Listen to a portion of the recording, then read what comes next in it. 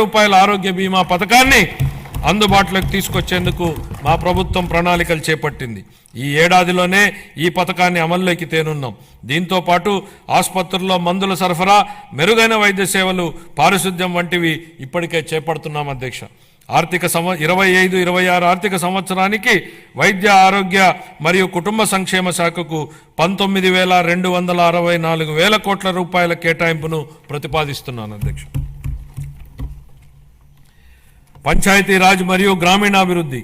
గ్రామాలు శక్తి సంపన్నమై స్వయం సమృద్ధి మరియు సాధికారతలతో తొలతూగకపోతే దేశాభివృద్ధి అసంపూర్తిగానే ఉండిపోతుంది. దీన్ దయాళ్ ఉపాధ్యాయ అన్న మాటలు అధ్యక్ష. గ్రామీణ ప్రాంతాల అవసరాలను తీర్చాల్సిన గురుతర బాధ్యతను గత ప్రభుత్వం విస్మరించింది. రహదారులు, తాగునీటి వంటి కనీస అవసరాలను పొందడం ప్రజల హక్కు అయినప్పటికీ గత ప్రభుత్వం వీటిపై దృష్టి పెట్టలేదు. స్థానిక సంస్థల నిధులను పక్కదారి పట్టించడం వల్ల మన రాష్ట్ర గ్రామీణ ఆర్థిక వ్యవస్థలపై ఇది ప్రభావం చూపి గ్రామ పంచాయతీల హోదాను దిగజార్చింది. గౌరవనీయ ఉప ముఖ్యమంత్రి శ్రీ పవన్ కళ్యాణ్ గారి మార్గదర్శకంలో ప్రజల జీవన ప్రమాణాలు మెరుగుపరచాలనే లక్ష్యంతో మా ప్రభుత్వం గ్రామీణాభివృద్ధిలో ముందడుగు వేస్తోంది. ప్రజల చురుకైన భాగస్వామ్యంతో మా ప్రభుత్వం సమగ్ర గ్రామ పంచాయతీ అభివృద్ధి ప్రణాళికలను రూపొందించి గ్రామాలలో సిమెంట్ రోడ్లు, తార్ రోడ్లు, పశువుల పాకలు తదితర 30,000 పనులకు మంజూరు చేయడం జరిగింది. 4,300 కిలోమీటర్ల మేరకు మంజూరైన సీసీ రోడ్లలో ఇప్పటికే 3,000 కిలోమీటర్ల రోడ్లు పూర్తయ్యాయి. మరో 1,300 కిలోమీటర్ల మేర రోడ్లు తుది నిర్మాణ దశలో ఉన్నాయి. వీటి ఫలితంగా గ్రామీణ ప్రాంతాలలో పరిశుభ్రమైన వాతావరణం ఏర్పడి ఆర్థిక కార్యకలాపాలు, ఉపాధి కల్పన జరిగింది. గత ప్రభుత్వం 5 ఏళ్లుగా స్మార్ట్ ఎల్ఈడి వీధి దీపాల పథకాన్ని పూర్తిగా నిర్లక్ష్యం చేసింది. 150 కోట్ల రూపాయల మేరకు బకాయిలను చెల్లించడం ద్వారా మా ప్రభుత్వాన్ని ఈ కార్యక్రమాన్ని పునరుద్ధరించింది. కేంద్ర ప్రభుత్వం జల్ జీవన్ మిషన్ను ఆగస్టు 15, 2019లో ప్రారంభించినప్పటి నుండి 2024-25 వరకు 13,499 కోట్ల రూపాయలను కేంద్ర ప్రభుత్వం కేటాయించినప్పటికీ గత ప్రభుత్వం మన రాష్ట్రాన్ని సకాలంలో విడుదల చేయకపోవడం వలన కేవలం 2,255 కోట్ల రూపాయలను మాత్రమే వినియోగించుకోగలిగింది. ఛత్తీస్గఢ్, జార్ఖండ్, గుజరాత్, ఒడిశా వంటి రాష్ట్రాలు 23-24 సంవత్సరానికి కేంద్రం నుంచి మనకంటే తక్కువ కేటాయింపులు పొందినప్పటికీ మన రాష్ట్రం కంటే ఎక్కువ నిధులను వినియోగించుకున్నాయి. మా ప్రభుత్వం ఈ పథకాన్ని పునరుద్ధరించడానికి చొరవ తీసుకుంది. మా ప్రభుత్వ అభ్యర్థన మేరకు ఈ పథకం గడువును 2028 వరకు పొడిగించిన కేంద్ర ప్రభుత్వానికి ఈ గౌరవ సభ ద్వారా ధన్యవాదాలు తెలియజేస్తున్నాను.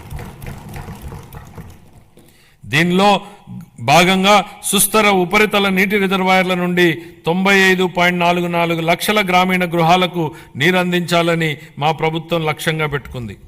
మహాత్మా గాంధీ జాతీయ గ్రామీణ ఉపాధి హామీ పథకం కింద 45.3 లక్షల కుటుంబాలకు చెందిన 72 లక్షల మందికి ఉపాధి కల్పించడం జరిగింది.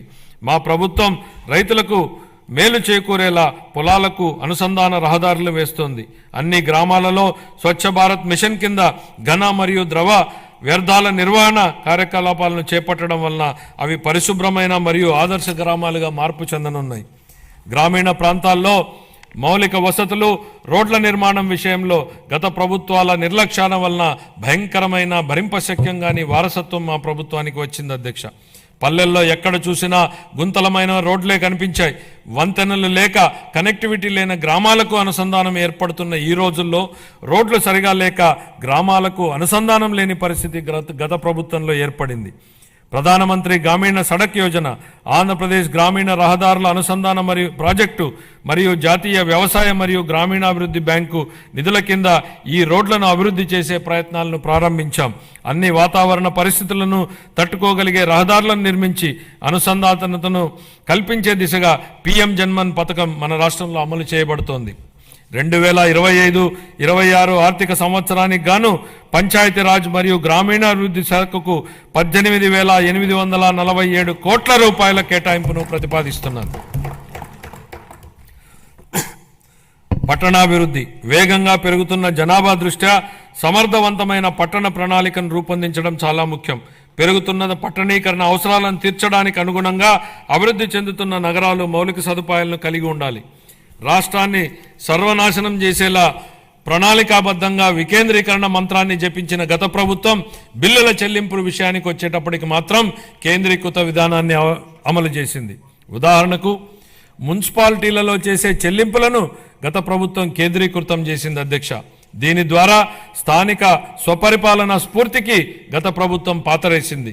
మారుమూల మున్సిపాలిటీలో ఓ చిన్న మురుగునీటి కాలువ నిర్మాణానికి సంబంధించిన బిల్లులు సైతం రాష్ట్ర సచివాలయంలోని ఆర్థిక శాఖ కార్యదర్శి చెల్లింపులు జరిపే విధానాన్ని అమలు చేసింది. కేంద్రీకృత చెల్లింపుల విధానం నుంచి మున్సిపాలిటీలకు ఆర్థిక స్వేచ్ఛను కల్పించాలన్న గౌరవ ముఖ్యమంత్రి గారి ఆలోచనలకు అనుగుణంగా ఏప్రిల్ 1, 2025 నుండి మున్సిపాలిటీల బిల్లుల చెల్లింపును కేంద్రీకృత విధానం నుంచి వేరు చేసి బిల్లులు చెల్లించే అధికారాన్ని మున్సిపాలిటీలకే ఇస్తున్నాం. స్థానిక సంస్థలకు ఆర్థిక స్వేచ్ఛను కల్పించడం, వాటి పనితీరు మెరుగుపరచడానికి ఇదొక విప్లవాత్మక నిర్ణయం. ప్రజా రాజధాని అమరావతి. అసంబద్ధ రాష్ట్ర విభజన కారణంగా రాజధానిని కోల్పోయిన మన రాష్ట్రానికి అమరావతిని ప్రజా రాజధానిగా ఏర్పాటు చేసుకున్నాం. దీనికి ఆనాడు ఆమోదం తెలిపి అధికారంలోనికి రాగానే మాట మార్చారు. మాట మార్చడమే కాకుండా అమరావతి విధ్వంసానికి నడం బిగించారు. నాటి ప్రభుత్వ అరాచక విధానాలపై అమరావతి రైతులు పోరుబాటును ఎంచుకోవడం, తమని తాను కాపాడుకుంటూ ఈ రాష్ట్ర రాజధానిని కూడా కాపాడుకునేలా అమరావతి రైతులు చేసిన పోరాటాన్ని ఈ సందర్భంగా గుర్తు చేస్తున్నా అధ్యక్ష. తిరిగి రాష్ట్ర ప్రజల ఆకాంక్షలకు అనుగుణంగా రాజధాని పనులను పెద్ద ఎత్తున చేపట్టేందుకు సిద్ధంగా ఉన్నామని చెప్పడానికి సంతోషిస్తున్నాను అధ్యక్ష. రాజధాని అనేది ఓ ప్రాంతం కోసం కాదు, రాష్ట్ర అభివృద్ధి కోసం దోహదం చేసే గ్రోత్ ఇంజన్గా అమరావతిని తీర్చిదిద్దాలనేదే మా ప్రభుత్వ లక్ష్యం. మహారాష్ట్ర అభివృద్ధికి ముంబై ఎంత కీలకమో, తెలంగాణ అభివృద్ధికి హైదరాబాద్ ఎంత ముఖ్యమో, మన రాష్ట్ర ఆర్థిక వ్యవస్థను ముందుకు తీసుకెళ్లడానికి అమరావతి నిర్మాణం కూడా అంతే అవసరం. గౌరవనీయ ప్రధానమంత్రి శ్రీ నరేంద్ర మోడీ గారి సహకారంతో ప్రపంచ స్థాయి మౌలిక సదుపాయాలు, పెట్టుబడులు మరియు ఉపాధి అవకాశాలను కల్పించడం ద్వారా అమరావతిని ముంబై మరియు హైదరాబాద్లతో సరితూగే ఆర్థిక శక్తిగా అభివృద్ధి చేయడానికి మా ప్రభుత్వం కృషి చేస్తోంది. అమరావతిని విధ్వంసం చేసేందుకు నాటి పాలకులు చెప్పిన మాటలను ఈ సందర్భంగా గుర్తు చేయాలనుకుంటున్న అధ్యక్ష. రాజధాని నిర్మాణం కోసం అంత డబ్బులు ఇవ్వలేం కాబట్టి 3 రాజధానులు ఏర్పాటు అన్నారు. ఇవాళ మేం రాజధాని పనుల నిర్మాణం కోసం బడ్జెట్ నుంచి ₹1 కూడా కేటాయించలేదు అధ్యక్ష. కానీ రాజధాని పనులు ప్రారంభం కాబోతున్నాయి. మా ముఖ్యమంత్రి గారు చెప్పిన విధంగా అమరావతి సెల్ఫ్ సస్టైనబుల్ ప్రాజెక్ట్ అని నిరూపితమైంది. తనకు తానే ఆర్థిక వనరులు సంపాదించుకునే ప్రాజెక్టు అమరావతి అని కళ్ల ముందు కనపడుతోంది. ప్రపంచ బ్యాంకు, ఆసియా అభివృద్ధి బ్యాంకు మరియు హడ్కో వంటి ఆర్థిక సంస్థల సహకారంతో కేంద్ర ప్రభుత్వం ద్వారా అమరావతి నిధులు సమకూర్చుకునే ఏర్పాటును మా ప్రభుత్వం ఏర్పాటు చేసింది.